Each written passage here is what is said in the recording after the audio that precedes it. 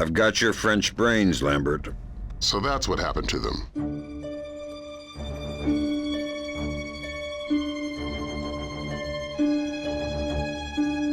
In 2002, Ubisoft released Tom Clancy's Splinter Cell Stealth Action Redefined, and it was a hit. Gamers and critics gobbled it up. Smitten with the game's grizzled new hero and more tactical approach to stealth action, Ubisoft had the beginnings of an amazing franchise on their hands. But while Splinter Cell's original team would take more time to bring their next vision of Sam Fisher to life, a new team would step up and bring us eager gamers the next Splinter Cell adventure. Did they live up to the high expectations?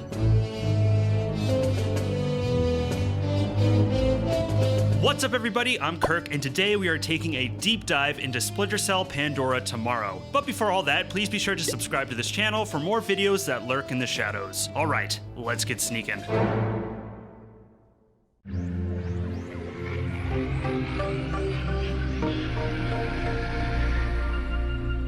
Upon Splinter Cell's release, Ubisoft was eager to build up their hot new franchise. However, it would be some time before the Montreal team's follow-up would be ready. So the Ubisoft execs enlisted Ubisoft Shanghai to develop a Splinter Cell game that would come before Montreal's. Shanghai already cut their teeth with the series porting the first game to other systems. They were the logical choice for the job. Shanghai's approach was not to reinvent the Splinter Cell experience, but rather maintain it, focusing on addressing player feedback from the first game. You can see this in the many quality of life improvements and handful of new moves, as well as in the mission design that incorporates more player choice and alternate paths. I think in the time since release, Pandora has become a little bit of an overlooked entry. Yes, I know there are a lot of you that love this game and consider it your favorite, but I find when the conversation of Splinter Cell happens, the focus is typically on the first game and Pandora's successors. Some would probably consider it more a Splinter Cell 1.5 than a Splinter Cell 2. In fact, before my playthrough for this video, I would have echoed this opinion. It's easy to feel that way about it, seeing as it was built largely on the same framework created for the first game, and because it didn't make any drastic changes to the gameplay. But now that I have once again finished Pandora Tomorrow, I've come away with more respect. As you'll see in this video, there are certainly weaknesses to this game, but also a lot of strengths. In fact, an argument could be made that this Splinter Cell entry is a bit underrated.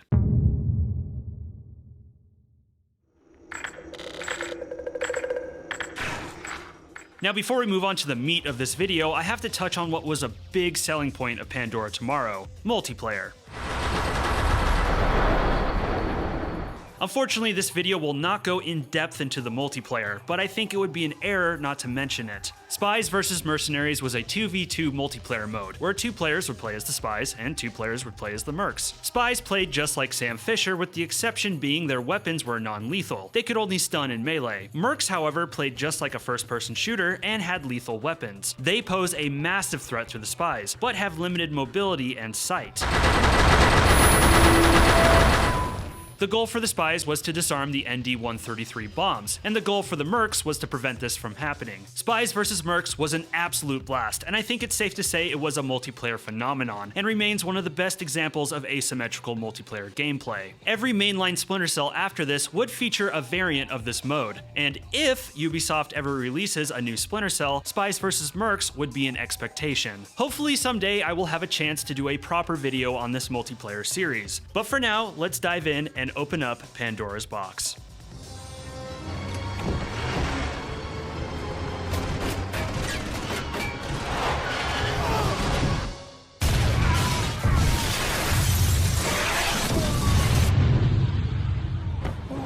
Pandora Tomorrow takes place 16 months after the original game. The United States has established a military presence in the newly independent country of East Timor in an effort to train their military and help them fight the guerrilla separatist forces. As expected, one of these guerrilla forces, the Dura Dan Doa, led by a Che Guevara wannabe who has an affinity for Greek myths, don't take kindly to this, and retaliate by capturing the US Embassy in Dili, East Timor's capital.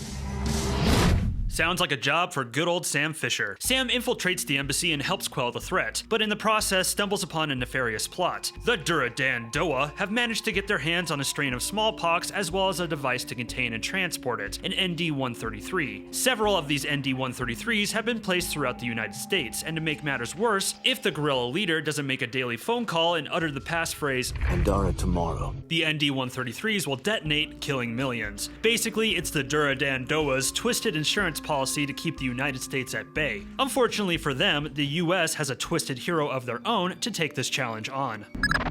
Great work, Fisher. Now find out what's in it. I could open it. And you could play Russian roulette with a clip-loading pistol. Where's your sense of humor? I like the basic plot of Pandora Tomorrow, the manhunt of a revolutionary who can bring the demise of millions of Americans with the snap of his fingers. To me, it's a more exciting premise than the Georgian information crisis of the first game, but the narrative stumbles in a few key ways that keeps Pandora Tomorrow from being memorable. Responded to General Kellner's announcement. To start, I think the way the story is told does the game a disservice. Like the first game, Pandora uses a mishmash of news footage and CG cutscenes to convey the plot.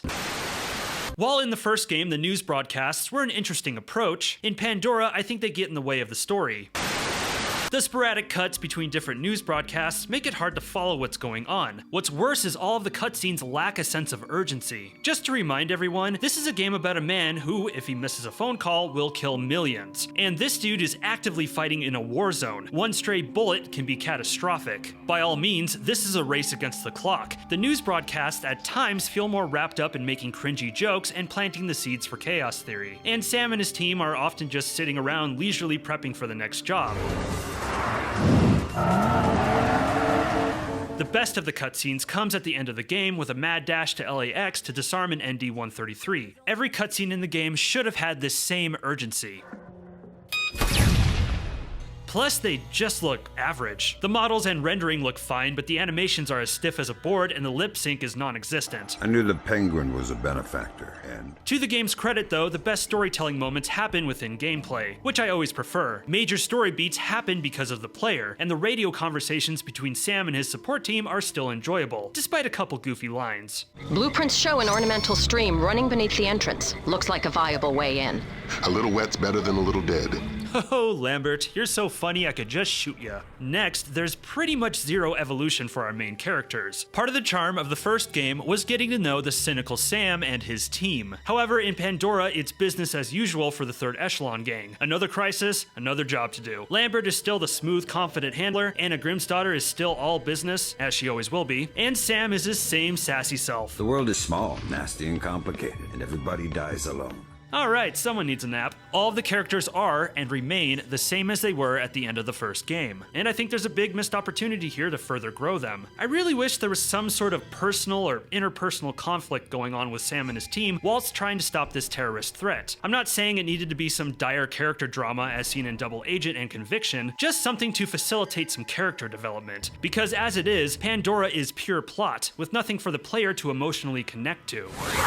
And it's not like there weren't any avenues to do it. At the beginning of the game, there's a hint that Sam may be dealing with getting older, but that never goes anywhere. It wasn't your day. Well, I wasn't very good in simulation. We do learn a little bit about Sam's past, but this won't really come into play until a later game. There's a greater feeling of contention between Sam and Lambert, but it's never explored any further. There's not even a moment with Sam and his daughter. She's basically brushed off in this game. I'm sorry, Fisher. I can't get Sarah on the line.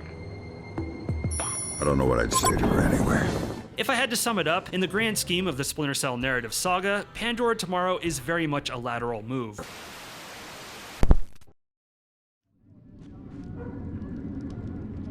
Graphically, Pandora Tomorrow, compared to the first game, is not a leap, but rather a tiptoe. The visuals are very similar to the first game. Clearly, the same engine was used, and I'm going to guess a lot of the assets and animations were recycled and modified, although I can't say for sure. But while it's a tiptoe, it's an impressive tiptoe. In general, Pandora strives to put Sam in more varied, lush locations, and they look great across the board. Lots of attention to detail that really make them feel lived in. In fact, there are some spots in this game that just look amazing, for their time and even now. Helping all of this is the still excellent lighting. Overall, it looks a smidge better compared to the first game, but it's also used in nice ways to create some rich atmosphere, like a flickering lantern, or the last gasp of sunlight streaming through a boarded window. Also, the water effects look wonderful. Ooh, pretty. A lot of the animations have been tweaked and improved. Sam himself has more of a, wiggle when he crouch walks, which gives him a little more life. When knocking out an enemy, Sam will now guide them to the floor, as opposed to the first game where they just drop straight to the ground.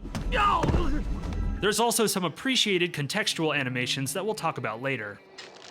This is one of the more visually distinct Splinter Cells, and I think it deserves more praise for it. But enough of that. Let's stretch out our lower backs, slip on our trifocal goggles, and dive into the missions of Pandora Tomorrow.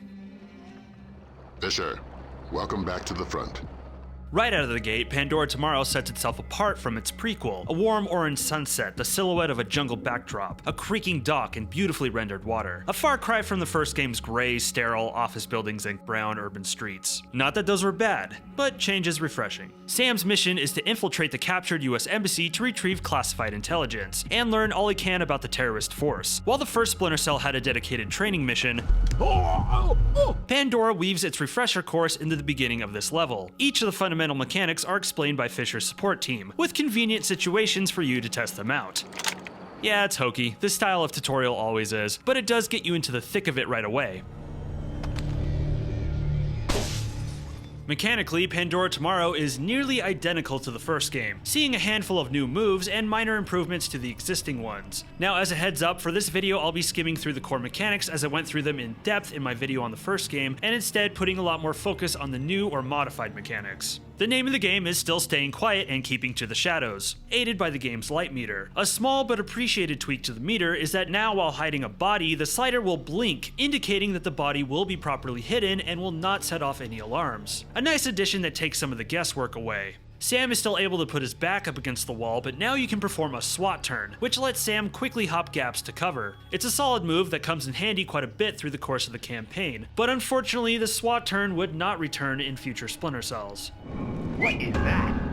Sam can whistle now, a logical alternative to distracting guards with bottles or diversion cams. The health system has been overhauled. In the first game, Sam could collect health kits that he could use at any time. Now, there are dedicated health stations that have a limited amount of uses. Funny thing though, Sam always seems to hurt himself in the right arm. The Van Damme split has been modified. Sam now does a half split which lets him maneuver up narrow gaps, and it's a lot less awkward to perform. Also, they got rid of the wall jump. I doubt many of you will shed a tear over that. Climbing remains a big focus in this game. Sam will see many a pipe ledge and walkway to shimmy on. When hanging on a pipe or beam, Sam can now pull out his gun upside down. You probably won't use this a ton, but hey, it's nice they have it. What's really good though is that now when climbing up a pipe, when Sam reaches a ledge, he will automatically go into an animation and pop off the pipe. This is a massively welcome improvement over the first game, as you had to awkwardly jump off the pipe and catch yourself on the ledge. The same goes for climbing into openings. Sam will automatically flow into an animation, no awkwardness. A good thing to take away from Pandora Tomorrow is that while Ubisoft Shanghai didn't add a whole lot to the formula, they sure did smooth over a lot of its rough patches, actually addressing things that were legitimately annoying. Remember in the first game when it was a pain to access the menu for a code to a keypad? Well, now the code just pops up on the screen, assuming you found it first. Hey, wasn't it kind of dumb you could only see in night vision when using the optic cam? Now you can use all three vision modes. Are you one of those players that felt the crosshair doesn't do the best job of representing Sam's oh-so-realistic Tom Clancy style aim? Well, now you can switch on a laser sight for the pistol, which gives you a better idea of where you're aiming. But don't shine it in a guard's face too long. You can open doors now while carrying bodies, which I'm very thankful for. Ever forget how many alarms you set off? Well, now there's an alarm meter. Yay! Lastly, tools like the lockpick and optic cable are now selectable from the drop-down menu. I should mention that a lot of these quality of life improvements were actually introduced in the PS2 and GameCube versions of the first game, but those were also developed by Ubisoft Shanghai. So, round of applause for Ubisoft Shanghai. Their first real stamp on Splinter Cell was making it a little less annoying. Anyways, back to the embassy. The situation is getting worse in the embassy. They seem to be killing hostages now. For the second half of this mission, the training wheels come off. A climb up the embassy scaffolding places Sam within reach of the main antagonist, Suhadi Sedono. Oh no. Freeze, Fisher. Not a muscle.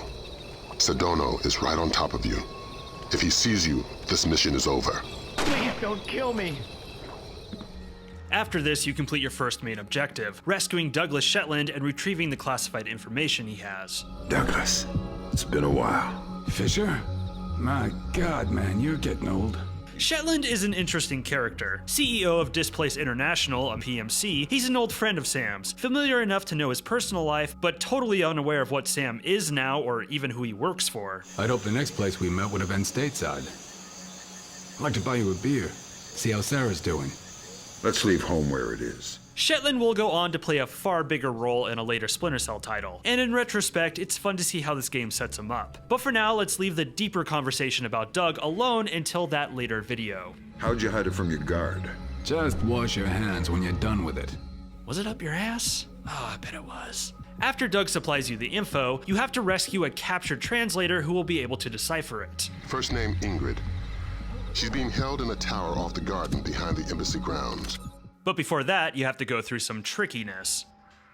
Pandora Tomorrow is still a linear experience like the first game. However, Shanghai wanted to give players more options, choices, and alternate paths. In reality though, true alternate paths are few and far between. But I will say that the individual stealth situations do provide the player more options of how to tackle them. The embassy lobby is a great early example. Guards are at every corner, light shines in inconvenient places, like that fire in the middle, and there's loud broken glass strewn about. There are several ways you can handle this, and plenty of opportunities to use your gadgets or the items around you. Like in the first game, it's still a puzzle, but a puzzle with more solutions. And while it will frustrate some, it is satisfying when you finally get through here without so much of a Hello? Is somebody there? damn it! It's not always perfect. There are some portions of this game that are more frustrating than fun, when it seems like no matter what you do, a guard is gonna get alerted. I hear footsteps. But it was a step in the right direction. After this, you come to the highlight of the level, so to speak, where things start to get a little subversive. You're not gonna like this. Chances are. To get to the translator, Sam has to go through this courtyard being covered by an automated searchlight. But there's a problem. A guard is overlooking wearing night vision, and the solution is a creative one indeed. You're telling me to stay in the light? I said you wouldn't like it. Oh, it feels so wrong, but those shadows look so right. This little section kind of reminds me of the original game's first level where you zipline into a burning building. Just a little unexpected curveball in the beginning that hints to the player that this game is not afraid to throw some crazy at them. And believe you me, this game has some crazy to throw. You must be my blind date. I hope the bit with the flashlight helped. It did, thanks. After your time in the spotlight, you meet the lovely translator Ingrid, who definitely isn't a CIA agent. I'm a word cruncher. Word crunching's what I need, look. And she helps point you in the direction of your next mission. Welcome to Paris. You'll have time for sightseeing later. Thanks, Lambert. Mission 2 is a strange one. The information you gathered from the embassy has you searching for an enemy agent using the alias Mortified Penguin. The search leads you to a cryogenics lab in Paris, which has been broken into by French and Syrian mercenaries. What'll the boss do to us if we don't find the guard? Half of what he does to our families. Right. This mission is okay. It reminds me a lot of Kalina Tech from the first game. Like that, you're having to deal with alert, trigger-happy mercenaries, and combat isn't discouraged. In fact, you are forced into a combat situation at the midpoint. However, if you're attentive, you can find a stealthy route in each of the areas, which is good. Mortified Penguin cracked their system directories. Looks like all of his attention was focused on the client databases. The whole point of this mission is to learn that the terrorists are stealing containment vessels for frozen brains. These will be weaponized to release the smallpox virus. Mortified dumped the clients and took the ND-133. I guess we can assume he's not CIA, if he's willing to murder. Murder frozen organs. You can't murder the dead. Semantics. Remember when I said this level is strange? Believe it or not, I wasn't talking about this part with the French brains, but rather this bizarre place right here. A seemingly bottomless room stacked with frozen bodies. Brings the prison from Minority Report to mind. Aim at the handle. The ending of the mission is pretty nifty though. You learn a security guard managed to take a picture of Mortified Penguin and has locked himself in a reinforced room that the Mercs are trying to break into. But little do they know, Sam has found a way to Splinter Cell in there.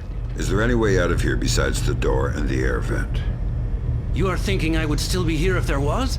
Suddenly, the player is presented with a choice. Yes, a choice. The mercenaries are going to use explosives to blow the door down, which will surely kill the security guard. Your options are to either let the man be obliterated or find a way to save him. This moment has no real effect on the game, and was definitely leaning to the trend of choice that was all the rage in games back in the mid-2000s. But what I appreciate here is that it's a choice the player has to make through gameplay. I always feel that's more effective than making a selection in a dialogue box. There's another good example of choice that comes later in the game, but for now let's leave our French brains behind and move on to the train mission.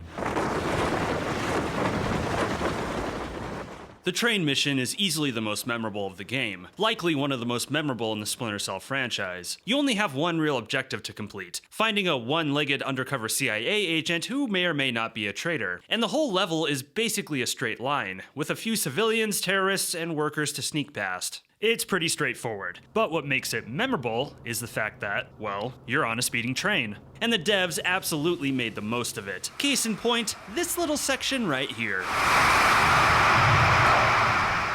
15 years on, and this section is still so effective. The sound is what really sells it. The deafening screech of the train wheels on track, and Sam being inches from being liquefied. It's exciting, badass, and 100% for show. There's no real danger here. Straight spectacle. The only thing that can kill the player is if they emerge too early. Gotta use that optic cam everywhere, kids.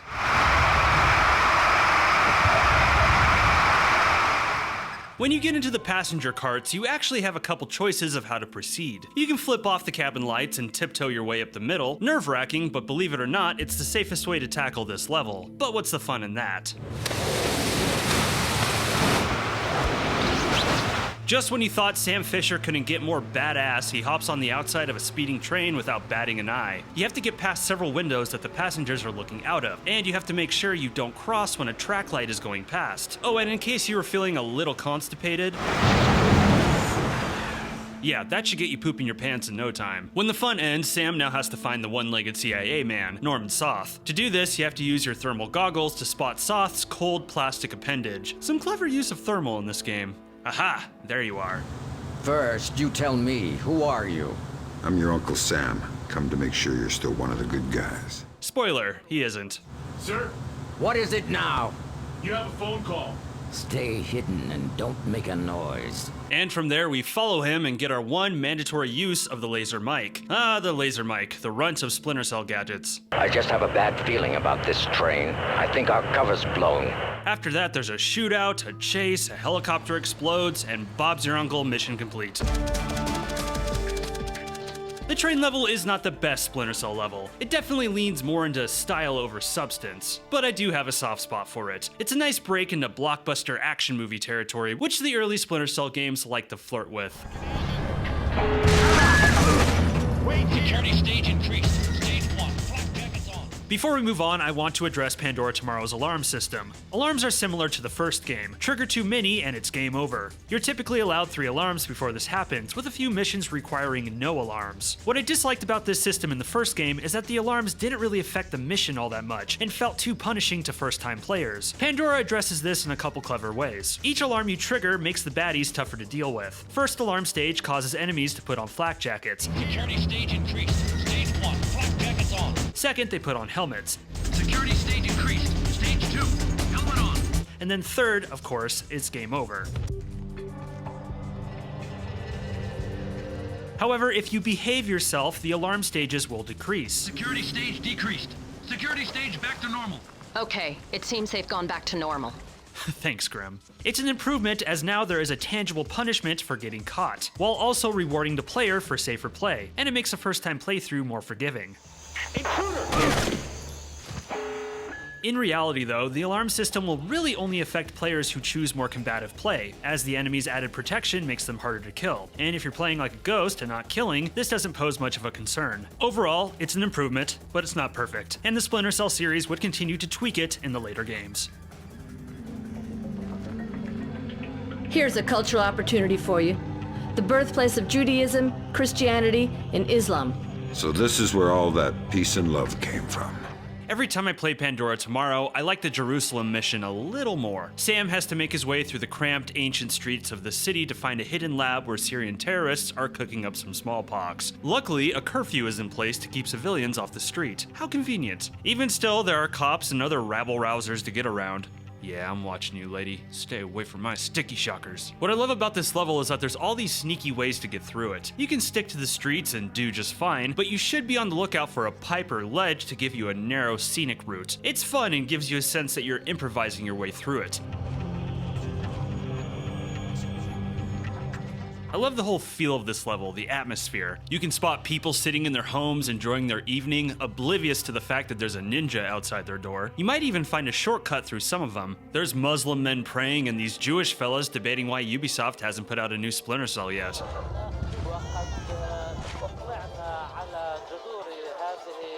The soundscape of this level is really rich too. Dogs barking, babies crying, people talking and arguing, blaring TVs, music. Life is happening in this level, and you're a mere outsider trying not to interfere. Shanghai did some great work here. The only thing that hurts the believability of the level is, this. Let me just finish my orange juice. You can finish it in prison if you want. Okay, I'm going, fine.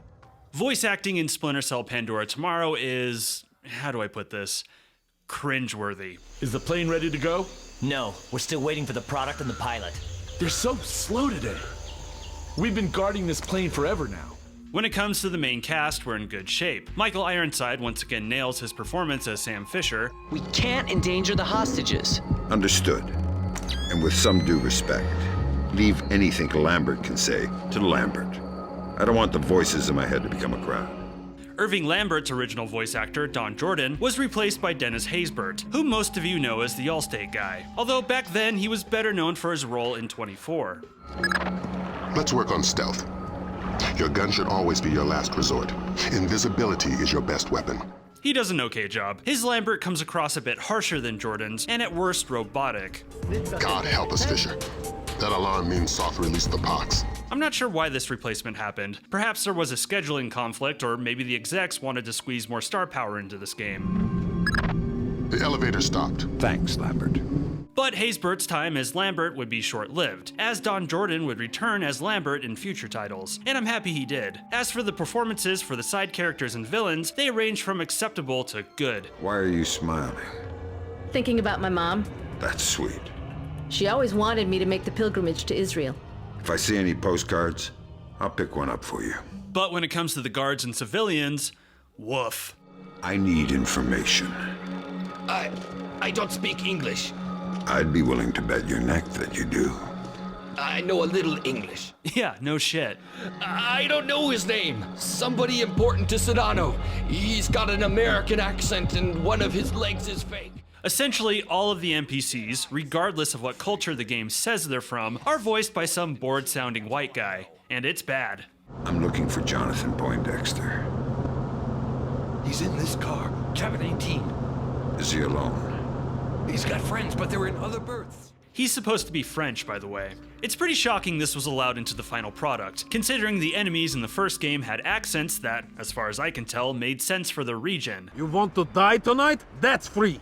You want to sleep tonight? It'll cost you 100 lari. Back in 2004, we might have been a little more tolerant of this. But if this happened today, I have to imagine the internet ridicule would be legendary. How long do you think it'll take them to find the Frenchmen? What do you mean, Frenchmen? We're all Frenchmen here. I mean the Frenchmen. I tried to look into why the voice acting ended up being so underwhelming, and came across this early preview from IGN. Listen. Hey, are you taking anything? Anything for what? You know, on account of the cargo. Shut up. What? Supposedly, Ubisoft execs were nervous that players would have a tough time understanding such thick accents, and opted for more American-sounding voice actors. Yeah, okay. Good afternoon. It is, sir. Things are going good. It's a real shame, though, because it's clear that the art team put a lot of work into making these levels feel authentic to the part of the world they belong in. Levels like Jerusalem. And when you hear this flat, incorrect voice acting, it does a disservice to it. We just want the guns and the money, Saul. We'll take your life, too, if we have to. Luckily, though, the voice performances don't get in the way too much of the merits of this mission. The next section of Jerusalem is where things get real interesting. One of your objectives is to meet a woman named Dhalia, an undercover agent of Shin Bet, the Israeli secret police. I have a clear identification of Dhalia. She's waiting for you near the church. She's wearing a traditional white outfit. The code is... Is there a special hour for the mass? Only in the morning. You took a long time. Dhalia has infiltrated the Syrian terrorist group who are holding the smallpox, and she knows how to access their hideout. You tail her through the streets, avoiding cops and witnessing her talk her way out of getting arrested. More or less. You eventually come to the entrance of the terrorist hideout, but in a sudden twist, Lambert orders you to shoot Dhalia. We need Dhalia Tal dead. Kill her. Don't think, just do it. If you hesitate, you find out that Shin Bet had double-crossed Third Echelon, and at the end of the level, Dhalia and her team of snipers will attempt to kill you to get their hands on the smallpox sample. Don't think, just do it.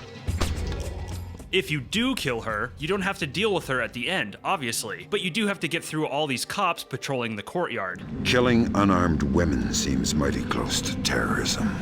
Shut up, Fisher. This is a fascinating moment in the game, and like the Paris level, lets the player make a choice solely through gameplay. Unfortunately, this moment doesn't have any implications past this level, and it's the last instance of player choice of this sort. However, it is really cool to see Ubisoft Shanghai experiment with the formula this way, especially since choice would become a key aspect in their next Splinter Cell effort, Double Agent.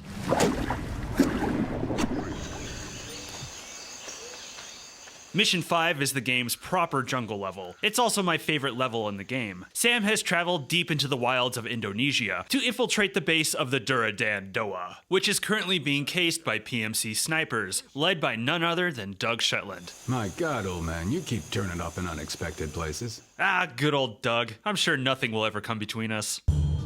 This level leans into the jungle setting beautifully. While still very linear, it's more open. And despite being thick with tall grass and deep shadows to hide in, I always feel exposed in this one. I think that's because a lot of the safe cover is spaced really far apart, with lots of patrolling guards in between. The player will have to cross what feels like enormous dangerous gaps. Risk is thick in this one, and there's some cool micro choices for the player to make. Oh look, I landed in my favorite plant. I also have to shout out how hilariously unprofessional and disorganized these rebels are. You got some beer left up there? Made all the better by the voice acting. Just look for the tripwires. I can't look for tripwires, I'm drunk. I drank as much as you did. So that should make you braver. Okay, in this instance, I like the voice acting. One unique aspect of this level are the trip mines hidden in the tall grass. One false step and they'll blast your splinter cells all over the place. They're easy to spot with thermal though, and easier to dismantle. You should be close to Sedano's plane, Fisher. Really? After you get through the jungle, you come to Sedano's hangar where you have to blow up his airplane. I'm mentioning this solely because I felt so damn cool climbing up to the hangar rafters and dropping down onto the plane, planting the bomb under these drunk gorillas' noses. Good work, Fisher. From there, you trek deeper into the village, slithering your way through the personal quarters of the gorillas. From there, you go into a danky basement where they're making drugs. It's here where I realized just how much this level evolves throughout. I mean, you really get to see the whole operation of the Duradan Doa here. The perimeter defenses, transportation, living quarters, and now the lab where they're basically making their money. What else could be left after this? Oh, of course, the armory and target range. Another fun section. Here, Sam hooks to a pipe and slides on through like the goddamn legend he is. Be careful. The access to the house isn't as easy as it seems. Finally, you reach the administration building, aka Sedano's villa. The tricky dial is cranked on this one, a claustrophobic staging area guarded by an erratic searchlight, which leads up to a well-lit outer walkway covered by a turret and patrolling guard. In the inner hallway from that, Sedano himself pacing past large open windows. Patience is key, and maybe a few bullets. After you complete the main objective, the game throws a little surprise at you.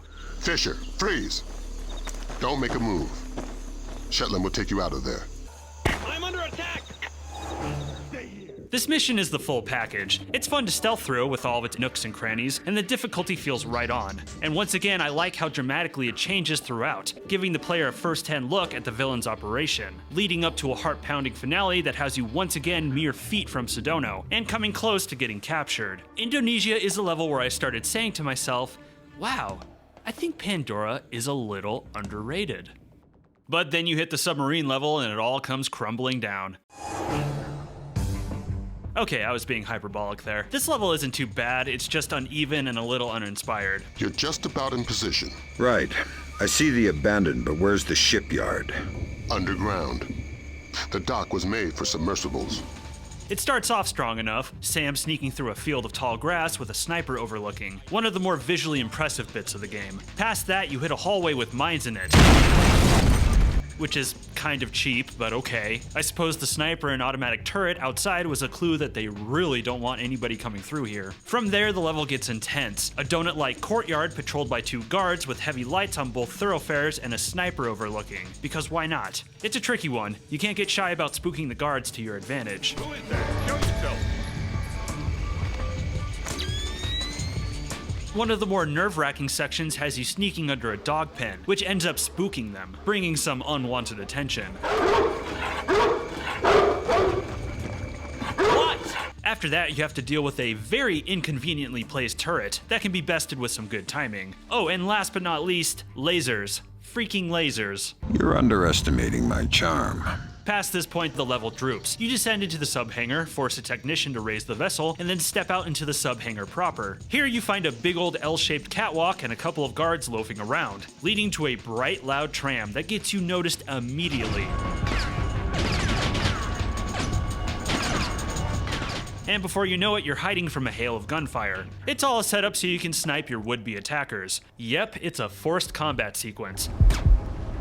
I don't know, I can't help but feel this section could have been done better. If you ask me, this would have been the perfect spot for a branching path to the submarine. For example, you can take the sideways elevator to the submarine, which is faster, but you'll have to enter some sniper combat, or you can climb down and take the long way, which, I don't know, has some claustrophobic stealth situations and maybe some climbing and acrobatics to reach the sub. But no, you have to do some target practice. It's not much fun either. You can't even tell where you're being shot from half the time. Inside that submarine, you're going to be outmanned and outgunned. That's everywhere I go. When you get through all of that, you reach the submarine, which funnily enough is the second submarine area featured in a Splinter Cell. The first being in the bonus mission from the first game. Like that level, this is a cramped space with little maneuverability. But there are some good pure stealth moments here. Hey, I can't see. But alas, after leaving the sub, the finale of the level is another forced combat situation, complete with a convenient ammo dump beforehand. Oh boy. There's even explosive barrels too. Woo.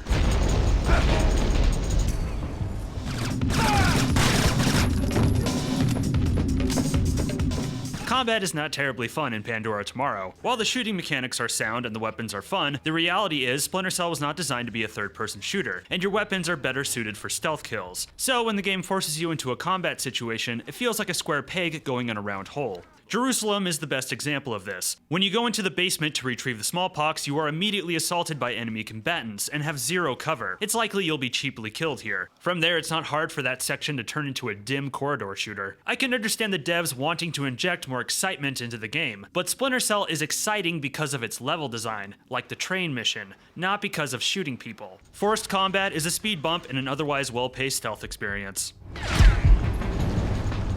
Sedano's insurance policy is as good as canceled. So what are the Joint Chiefs suggesting we do with Sedano? We take him alive. At this point in the game, the ND-133s have all been neutralized, Sedano's insurance policy is no more, and the leader of the Duradan Doa is vulnerable. Thus, we enter Pandora Tomorrow's penultimate mission. Sam must navigate the streets of Jakarta, slipping by civilians as well as the guerrilla defenses, in order to slip into a TV station and nab Sedano. Not helping matters is the lightning storm. Obviously, random flashes of light will give your position away immediately, along with blowing out your night vision. This section is a real pain. There's not a lot of places to hide, guards are everywhere, and making matters worse, there's a car headlight shining on your exit. Yeah, I'm pretty sure there's plenty of ingenious patient techniques to get me through this one like a total ghost, but this is one area where I just say screw it and get the guards taken care of. Fortunately, things improve after.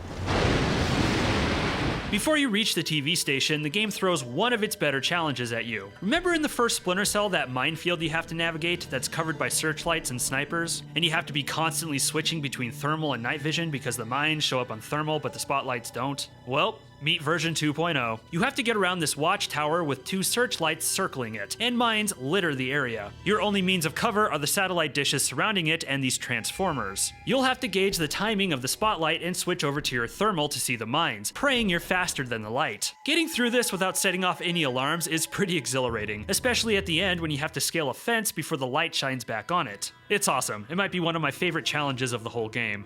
Once inside the TV station, you have to find Ingrid Carlson. Remember her from the first mission? Turns out she's no word cruncher, but in actuality an undercover CIA agent who has gotten in tight with Sedano. You made yourself friendly fast. Sure, Sedano's a sucker for a smiling woman. With Ingrid's help, she'll lead you right to Sedano's studio. There's a few ways to get inside the studio, but not a whole lot of flexibility in how you grab Sedano. I've always preferred just to nab him as he's making an exit, and awkwardly walk past his gobstruck gorillas for a helicopter extraction. Best part of all of this? Seeing Sedano's super sad face on the television afterwards. Oh no, Sedano. All right, Fisher. You're inside LAX. You're kidding. That was way too easy. Basically, we've got gaps in the armor. And you're not the only visitor that slipped through. Soth.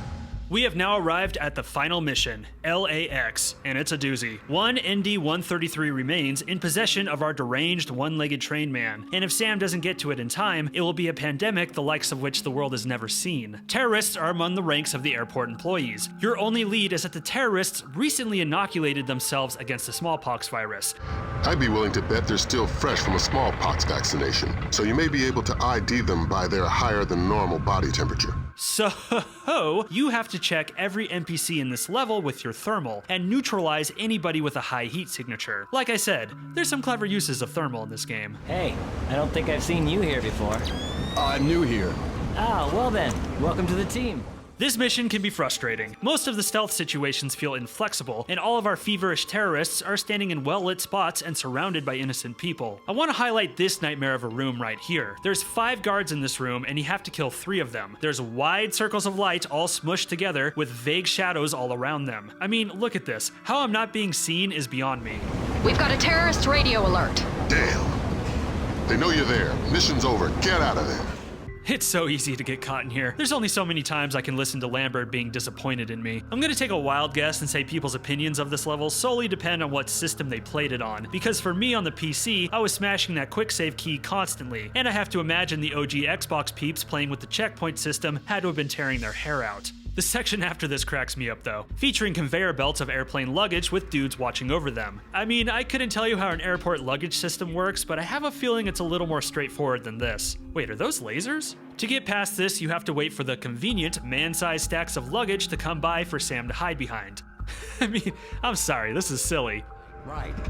What about our Midway and Vegas flights? I don't want to release until they're disembarked. The last section of this level is kind of bizarre. A maze of catwalks and pipes to climb on that would make MC Escher jealous. And if he gets seen, the countdown timer for the bomb immediately starts. There's a lot of ways to climb through this, which can make it a little confusing. And if you're not careful, you can accidentally climb to nowhere. No matter what though, as soon as you come in range of the ND-133, the timer will start. And the finale is you shooting 3 terrorists. One of them being Soth, who has night vision. So even if you sneakily pop off the first 2 normie terrorists, you're still gonna have to trade bullets with the bald one. It's another combat scene to end the game, and surprise surprise, I found it to be a little underwhelming. To use the cliche, they wanted to end it with the bang, and it felt like a whimper. At least the final cutscene is kinda neat. Sam flaunts some of his slick skills, disguising himself as a worker and dropping the bomb off to be properly disposed, leaving him to walk off into the sunset.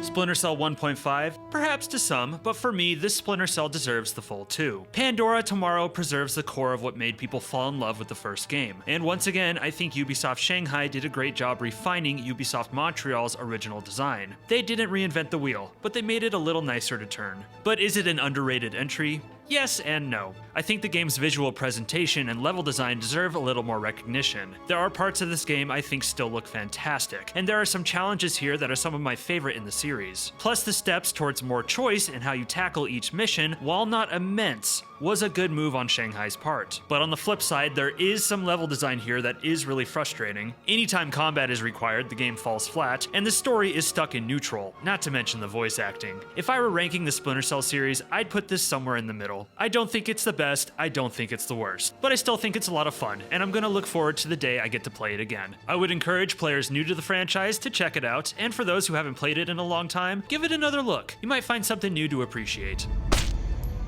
Please be sure to let me know in the comments your thoughts on Pandora Tomorrow and the Splinter Cell series on the whole. If you enjoyed the video, please be sure to subscribe, like, and share with your fellow agents. It is a massive help for this channel. Missed my video on the first Splinter Cell? None to worry, you can find it right here. I post videos every week, so be sure to ring that bell so you're the first to see them. I'm Kirk, and thank you for watching this video. Stay safe out there.